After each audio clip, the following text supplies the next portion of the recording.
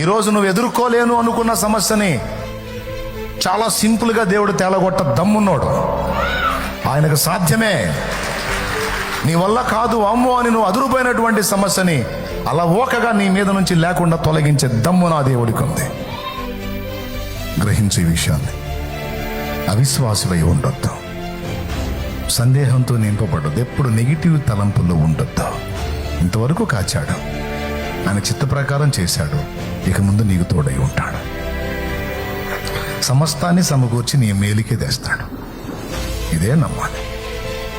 సమస్యను కాదు, దాని వెనక నీకు దేవుడు పంపించినటువంటి సరుకును చూడు.